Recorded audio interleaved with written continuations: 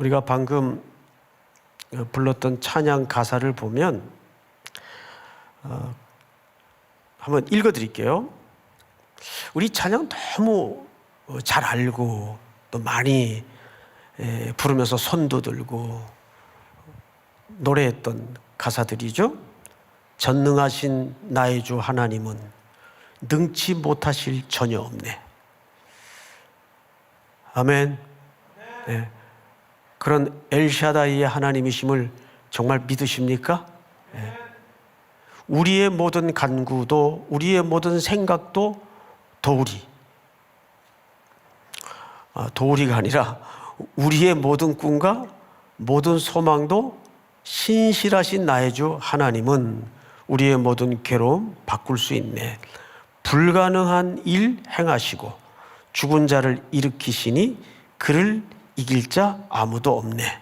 주의 말씀 의지하여 깊은 곳에 금을 던져. 근데 여기 주의 말씀 의지하여라는 후렴이 있죠. 누가복음 5장에 나오는 그 표현입니다. 바닷가에서 예수님이 베드로에게 나타나셨죠. 그물을 던지라. 그러니까 베드로가 뭐에 의지하여? 말씀에 의지하여 그물을 내리리이다. 아주 유명한 장면입니다. 그런데 그 말씀에 의지하여라는 정확한 뉘앙스는 믿음을 가지고 베드로가 내가 그 말씀을 확신을 하고 그물을 내리겠습니다. 그 표현이 아니에요, 사실은. 그 뉘앙스를 그대로 살려서 조금 여러분들 설득력 있게 설명을 드리자면, 아이 참, 뭐 던지라니까 던지긴 하겠습니다만은 정확하게 오늘 아브라함과 사라가 임재해 계시는 하나님과의 대화 속에 느낌하고 절묘하게 일치합니다. 지금 창세기 17장 17절은 아브라함의 사라의 불순종이죠, 사실은. 불신앙이죠. 베드로도 결국은 말씀의 확신을 가지고 그물을 내리겠다는 워딩이 아니에요. 방금 말씀드린 것처럼 아니 내가 이 바닷가에서 고기를 한두 해 잡아본 것도 아니고 내가 그래도 이 바닷가에서 잔뼈가 굵은 베테랑인데 그러나 뭐 하여간 선생님께서 뭐 하라니까 해보겠습니다만은 내심 말도 안 되는 얘기죠. 이런 반신반의의 의욕의 마음이 가득했던 겁니다. 결국은 어떻게 됐죠? 아시는 것처럼 만선의 놀라운 역사가 결실되었어요. 그리고 그는 나는 죄인으로서이다. 나를 떠나소서. 이런 고백을 해요. 자, 멀리 신약의 베드로 얘기까지는 이 정도 하고 오늘 이 창세기 17장 17절이 갖는 의미에 대해서 말씀을 좀 나누겠습니다. 이 부분은 어쩌면 아브라함의 인생의 첫 번째 정점의 사건입니다.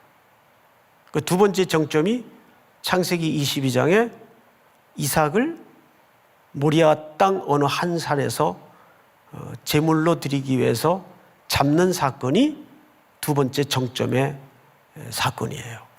자, 그러면 우리 12장을 한번 앞으로 넘겨보십시다. 12장. 성경을 자막 없어요. 1절 제가 좀 읽겠습니다. 여호와께서 아브라함에게 이르시되 너는 너의 고향과 친척과 아버지의 집을 떠나 하나님의 자녀가 되고 백성이 되고 믿음의 조상이 될 아브라함은 하나님의 새로운 나라의 구성을 위해서 제일 먼저 해야 했던 것은 고향 친척 아비집, 고향 친척 아비집이 갖는 핵심 가치는 뭐예요? 옛것, 육신의 것을 절연하는 순서입니다. 떠나. 그리고 다음에 글을 좀 보세요. 내가 네게 보여줄 땅으로 가라. 여러분, 이것이 아브라함에게 나타나셔서 하나님께서 첫 번째 하셨던 약속이에요. 그런데 여기에서는 땅을 보여준다 그랬습니까? 봐라 그랬습니까? 보여줄 거라 그랬어요. 약속이죠. 아직 미래예요, 미래. 근데 땅을 보여준대. 땅을 약속했어요. 땅. 그 다음에 2절, 내가 너로 큰 민족을 이루고 그 땅에서 큰 민족을 이룰 것이래요. 네게 복을 주어 내 이름을 창대하게 하리니 너는 뭐가 될지라? 여기도 미래적으로 썼어요. 복이 될지라 그랬어요. 복이 될지라. 자, 13장으로 넘어가십시다. 14절을 보세요. 14절 한번 같이 읽어볼까요? 시작. 롯이 아브라함을 떠난 후에 예수께서 아브라함에게 이르시되 너는 눈을 들어 너희 있는 곳에서 북쪽과 남쪽 그리고 동쪽과 서쪽을 바라보라. 자, 여러분, 12장에서는 보여줄 것이다 그랬어요. 그죠?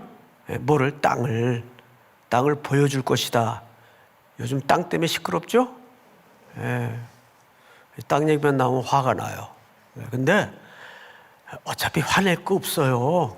거기 분기탱천할 이유도 없고, 어차피 내 것도 아니고 다 하나님 건데 그만합시다. 또 막 올라오네. 자, 근데 14절을 보시면 롯이 아브라함을 떠난 후에 여호와께서 아브라함에게 이르시되 너는 눈을 들어 너 있는 곳에서 북쪽, 남쪽, 동쪽, 서쪽을 바라보라. 지금은 보여주세요? 안 보여주세요? 지금 보여주세요. 12장에서는 내 보여줄게. 근데 하나님의 약속이 지금 조금씩 진전이 되고 있어요? 없어요? 진전이 되고 있단 말이에요. 그리고 성경을 또 보십시다. 15절, 보이는 땅을 내가 너와 네 누구에게 주리니? 자손. 여기도 자손이 또 나와요. 땅, 자손. 또 자손은 앞에 12장에서 민족이라고도 표현을 했죠. 자, 그 다음에 15장을 보세요. 15장으로 넘어갑니다. 그런데 15장 넘어가기 전에 13장과 15장 사이에는 뭐가 있죠? 그렇지. 14장이 있어요. 중요합니다. 근데 14장은 무슨 얘기를 하고 싶은 거죠? 하나님의 주재권. 최초의 11조 사건을 통해서 14장은 하나님의 주재권. 주제가 뭡니까? 주권, 로드십. 천지의 주제이신 하나님이여 아브라함에게 뭘 주옵소서? 복을 주옵소서. 그것이 11조 사건을 통해서 14장은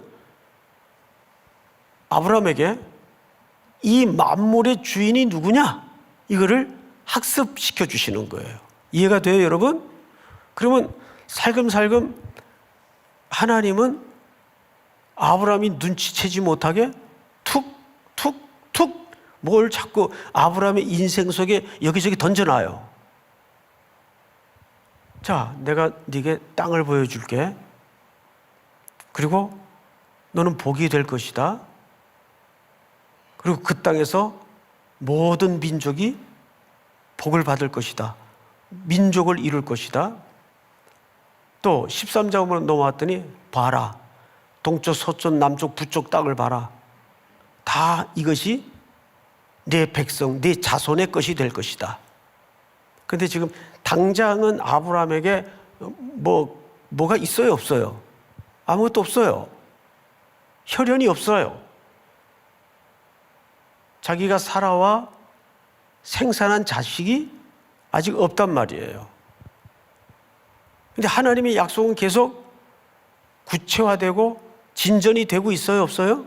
구체화되고 진전이 되고 있어요. 이 약속은 이미 시작이 되었어요. 그리고 이 약속은 지금 진행되고 있어요. 그런데 아브라함은 뒤뚱뒤뚱거리면서 그 약속을 쫓아가기에 바쁜데 알고 쫓아갑니까? 모르고 쫓아갑니까? 계속 모르고 쫓아가요. 사실은. 그리고 이제 14장에서는 뭐 전쟁에 휘말려 가지고 난리를 치는데 결국 그 전쟁 속에서 아브라함이 318명을 데리고 이기지만 하나의 결론을 가르쳐요. 이 세상의 모든 만물의 주인은 누구다? 하나님이시다. 땅, 민족, 주재권, 이 세 개가 모아지면 뭐가 되죠? 나라가 돼요. 그러니까 하나님은 이 아브라함을 통해서 뭐의 모형을 만들어 가시는 겁니까? 하나님의 나라. 하나님의 나라를 만들어 가시는 거예요. 그리고 그 하나님의 나라의 핵심 가치가 뭐냐를 계속 지금 아브라함에게 눈뜨게 만드는데 15장으로 넘어가서 1절. 이후에 여호와의 말씀이 환상 중에 아브라함이 임하여 이르시되 아브라함아 두려워하지 말라. 그러니까 아브라함은 지금 어떤 두려움에 묶여 있어요. 뭔가의 두려움에 붙들려 있어요. 미래에 대한 두려움, 현실에 대한 두려움이겠죠. 근데 그 실체가 뭘까? 뒤에 나오는 단어들을 잘 보세요. 아브라함아 두려워하지 말라. 나는 네 방패요. 자, 방패는 뭐 하는 데 쓰는 겁니까? 이거 전쟁 도구란 말이에요. 앞서 14장에서 뭐가 있었죠? 격렬한 전쟁이 있었어요. 고대 사회에는 최고의 힘이 뭡니까? 자손이 많은 거예요. 그게 실력이고 그것이 부의 상징이기도 하고. 그런데 어쨌든 하나님의 은혜로 얼떨결에 318명 집에서 길리운 부하들을 끌고 가서 9개 부족이 4개 부족과 5개 부족이 소돔과 고모라 땅 지역에 그 이전 투구 속에 끼어들어가서 조카를 구해오느라고 혹독한 전쟁을 치렀어요. 뭐에 대한 두려움이 밀려왔을까요? 전쟁이 마치고 나니까 보복에 대한 두려움이 밀려 들어왔어요. 그래서 여기 방패라는 개념이 등장을 합니다. 두려워하지 마라. 나는 너의 큰 상급이다. 그리고 이런 약속을 합니다. 2절. 아브라함이 이르되 주 여호와여 무엇을 내게 주시려 하나이까? 나는 자식이 없사오니 나의 상속자는 이 다메섹 사람 엘리에셀이니이다. 이 엘리에셀은 아브라함의 집에 함께한 종이에요. 계속 인간은 종일지라도 눈에 보이는 확실한 걸 의지하고 싶은 게 인간이에요. 근데 이 똑같은 얘기를 나중에 16장에서 또 누구에게 합니까? 자기가 인간의 힘으로 나온 이스마엘에게 이 똑같은 얘기를 해요. 이스마엘이나 그냥 잘 살게 해 주십시오. 이스마엘이나 복받게 해 주십시오. 약속은 아직 눈에 보이지도 않고 너무 내게는 현실적이지 않아요. 우리 신앙에도 이 갈등이 있단 말이에요. 그래서 하나님께서 다시 약속을 갱신합니다. 3절 같이 한번 읽어볼까요? 시작. 아브라함이 또 이르되 주께서 내게 씨를 주지 아니하셨으니 내 집에서 길린 자가 내 상속자가 될 것이니이다. 여호와의 말씀이 그에게 임하여 이르시되 그 사람이 네 상속자가 아니라 네 몸에서 날 자가 네 상속자가 되리라 하시고 그를 이끌고 밖으로 나가 이르시되 하늘을 우러러 무뼈를 셀 수 있나 보라. 또 그에게 이르시되 네 자손이 이와 같으리라. 6절 다 같이 시작. 아브라함이 여호와를 믿으니 여호와께서 이를 그의 의로 여기시고. 네, 아브라함이 여기서 믿었다는 말은 아브라함이 확신을 가졌다 그 말이 아니고 하나님이 설득했다 그 말이에요.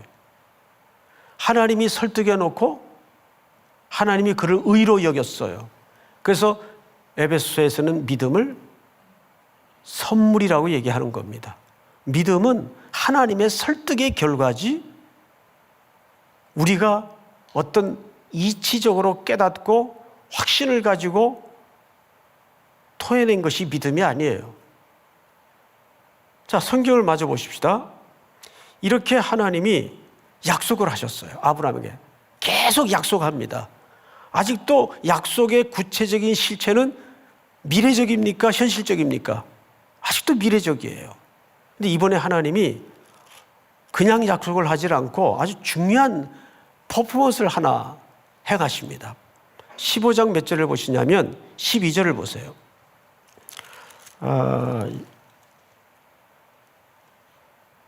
7절부터 좀 읽겠습니다. 12절보다 7절. 또 그에게 이르시되 나는 이 땅을 네게 주어 소유를 삼게 하려고. 이 땅은 가나안 땅이죠. 너를 갈대아인의 우르에서 이끌어낸 여호와니라. 그가 이르되 주 여호와여 내가 이 땅을 소유로 받을 것을 무엇으로 알리이까? 이거 보세요. 아브라함은 지금 자기가 가나안 땅에 들어와 있어 놓고도 이 땅이 자기 소유가 된 줄 알고 있어요? 모르고 있어요? 지금 모르고 있어요. 이 땅이 내 소유가 될 줄을 뭘로 알겠습니까? 따지듯 물으니까 하나님께서 아주 중요한 퍼포먼스를 하나를 보여주십니다.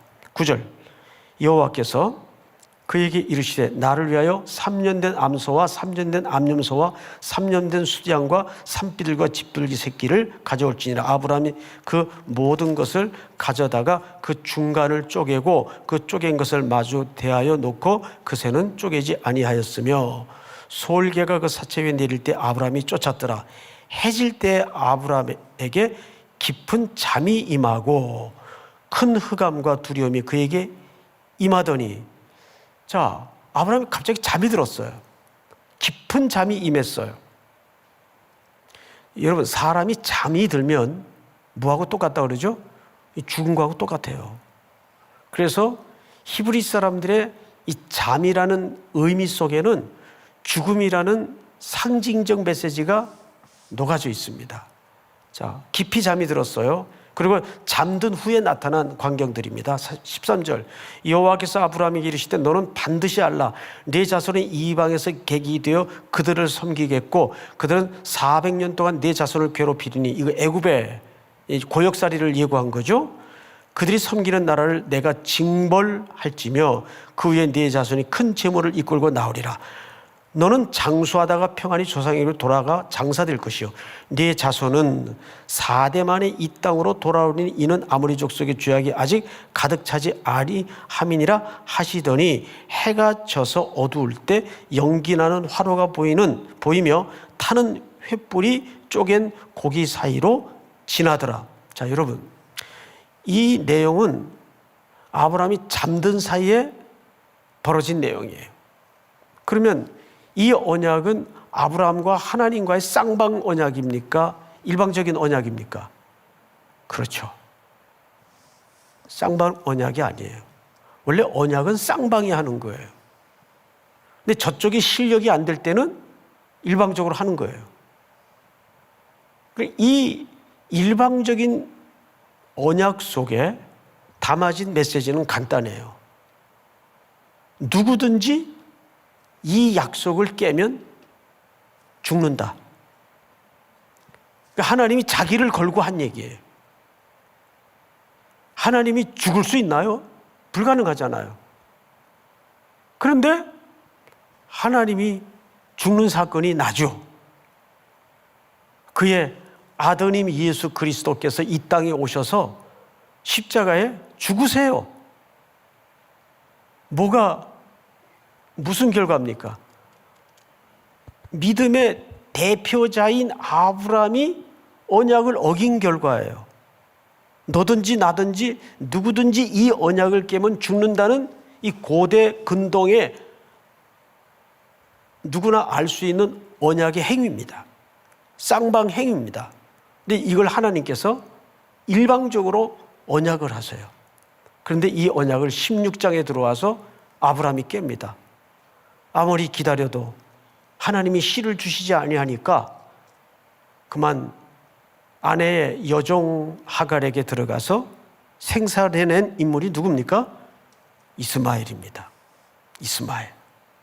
그리고 이제 성경을 잘 보시면 16장으로 넘어가서 아브라함의 아내 사레는 출산하지 못하여 그에게 한 여종이 있으니 애굽 사람이요 이름은 하갈이라. 사레가 아브라함에게 이르되 여호와께서 내 출산을 허락하지 아니하셨으니 원하건대 내 여종에게 들어가라. 내가 혹 그로 말미암아 자녀를 얻을까 하노라 하매 아브라함이 사레의 말을 들으니라. 우리 다 같이 시작. 아브라함의 아내 사레가 그 여종 애굽 사람 하갈을 데려다가 그 남편 아브라함에게 첩으로 준 때는 아브라함이 가나안 땅에 거주한 지 10년 후였더라. 여러분, 아브라함이 가나안 땅에 75세에 들어왔어요. 그러니까 10년 후니까 이때가 몇 살입니까? 85세예요. 그리고 1년 후에 누굴 낳습니까? 이스마엘을 낳아요. 그래서 이스마엘을 낳을 때가 몇 살이죠? 아브라함이 86세예요. 성경을 좀 보십시다. 4절. 아브라함이 하갈과 동침하였더니 하갈이 임신하매 그가 자기 임신을 알고 그의 여주인을 멸시한지라. 사레가 아브라함에게 이르되 내가 받는 모욕은 당신이 받아야 옳도다. 내가 나의 여종을 당신의 품에 두었거늘 그가 자기 임신함을 알고 나를 멸시하니 당신과 나 사이 여호와께서 판단하시기를 원하노라. 우리 다 같이 시작. 아브라함이 사레에게 이르되 당신의 여종은 당신의 수중에 있으니 당신의 눈에 좋을 대로 그에게 행하라 하매 사레가 하갈을 학대하였더니 하갈이 사레 앞에서 도망하였더라. 15절로 건너뜁니다. 하갈이 아브라함의 아들을 낳으며 아브라함이 하갈이 낳은 그 아들을 이름하여 이스마엘이라 하였더라. 하갈이 아브라함에게 이스마엘을 낳았을 때 나이가 몇 살입니까? 86세였어요. 그리고 오늘 본문에 있는 17장으로 넘어와서 17장 1절 아브라함이 99세 때에 이렇게 돼 있죠. 그러면 16장 끝과 17장 1절 사이에는 잘 아시는 것처럼 13년간의 긴 침묵이 이어집니다. 그리고 13년 만에 하나님이 아브라함에게 나타나시는데 16장까지와 17장서부터의 큰 중요한 차이가 뭔지 아세요? 자, 여러분 1절을 보세요. 아브라함이 99세 때 여호와께서 아브라함에게 어떻게 해서 나타나서 지금까지는 하나님이 아브라함에게 말씀만 하셨어요. 지금까지는 말씀만 하셨어요. 그런데 17장서부터는 하나님이 직접 아브라함에게 나타나셨어요. 그리고 17장 마지막 몇 절을 보시냐면 22절을 보세요. 쭉 이야기가 여기까지 이어집니다. 하나님이 아브라함과 말씀을 마치시고 그를 떠나 어떻게 하셨더라? 올라가셨더라. 그러니까 16장까지는 말씀만 하셨는데 17장서부터 중요한 아브라함에게 행하시는 하나님의 독특한 방법 중에 하나가 임재하셔서 마치 친구와 대화해 주시듯 말씀하셨다는 사실이에요. 그리고 말씀을 마치신 다음에 올라가요. 그리고 오늘 본문이 그 말씀 가운데 바로 자손에 관한 이야기를 다시 하세요. 자, 우선 17장 1절을 보시면 제가 읽겠습니다. 아브라함이 99세 때 여호와께서 아브라함에게 나타나서 그에게 이르시되 나는 전능한 하나님이라.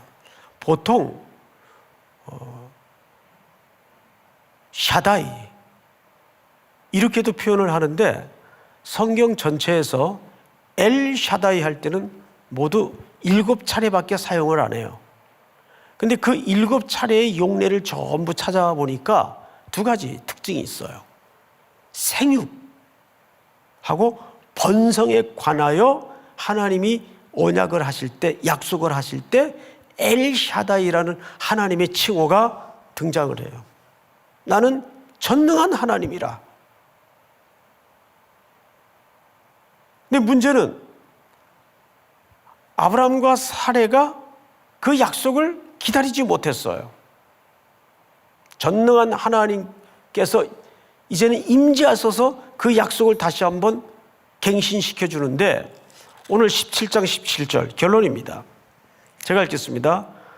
15절부터 좀 읽어드리겠습니다. 하나님이 또 아브라함에게 이르시되 네 아내 사레는 이름을 사레라 하지 말고 사라라 하라.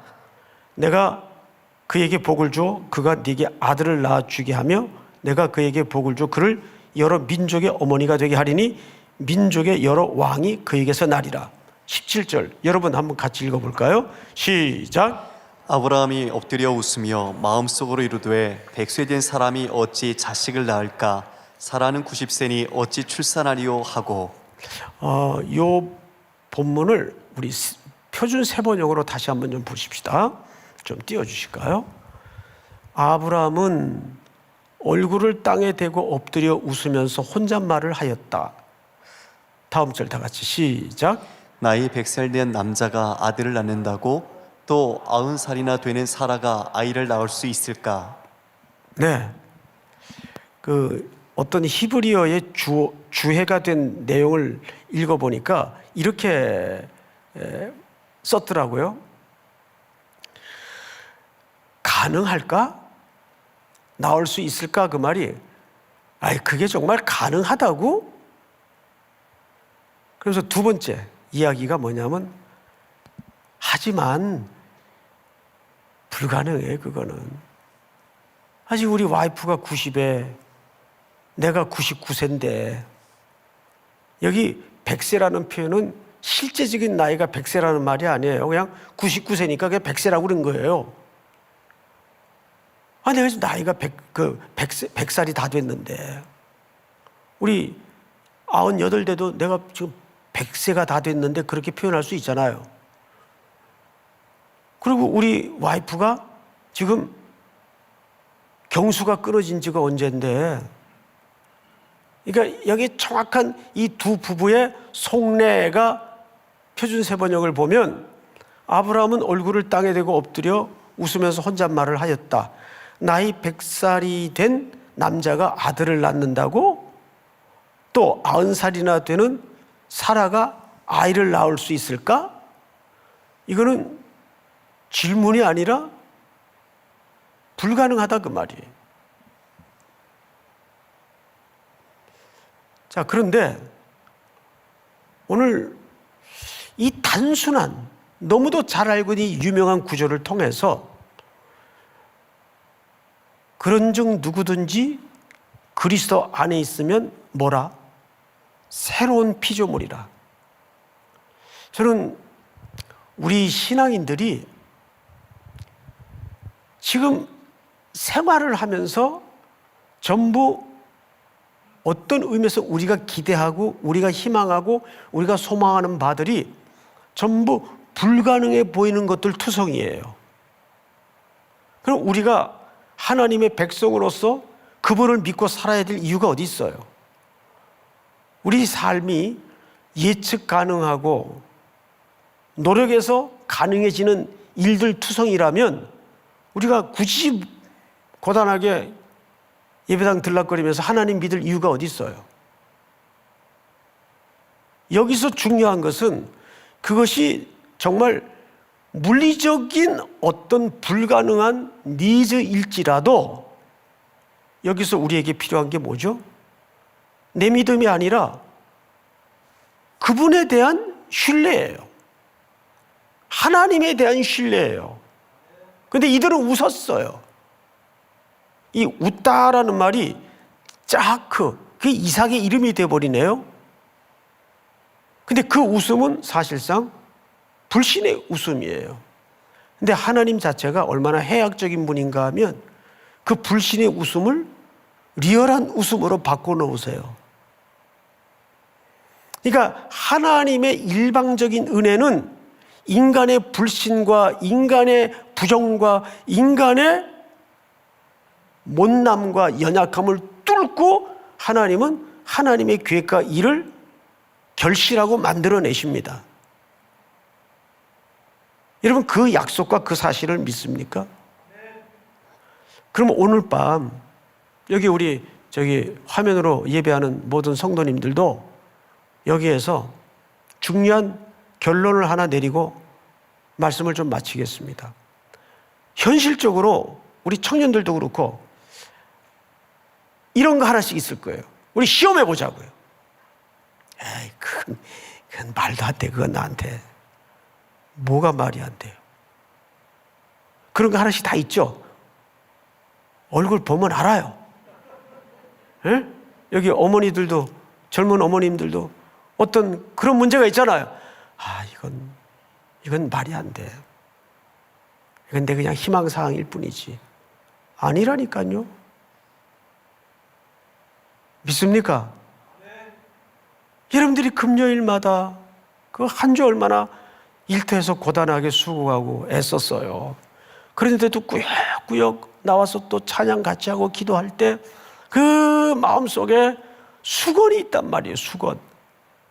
그거 하나님 앞에서 한번 시험이라도 해봐요. 불가능한 것이 없으신 하나님, 무에서 모든 것들을 존재케 하시는 하나님, 말씀으로 해달별을 하늘에 걸어 놓으시는 하나님, 바다와 땅을 구분해 놓으시는 하나님. 그러니까 욥이 하나님이 질문에 한마디를 대답 못해요.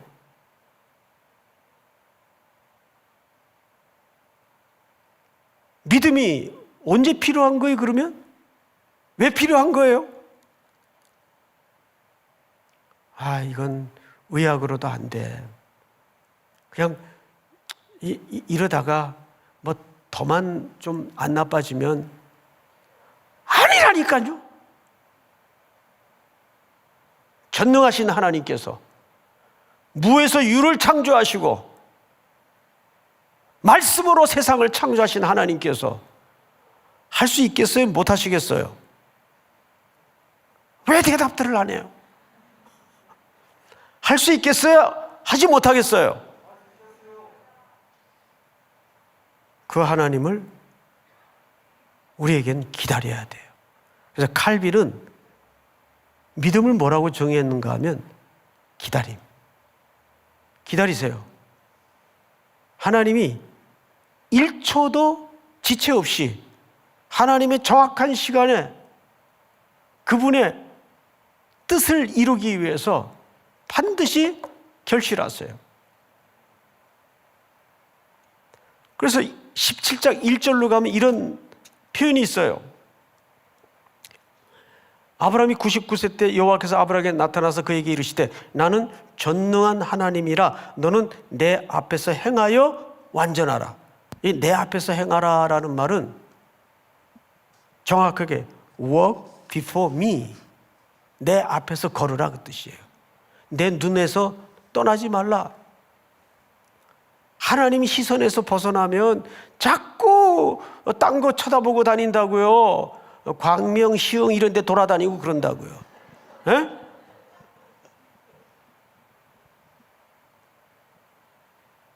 사랑하는 형제자매 여러분, 우리 특별히 우리 청년 여러분, 아유, 이번에 거기 내 이력서 지금 97번째인데 이번에도 글렀어.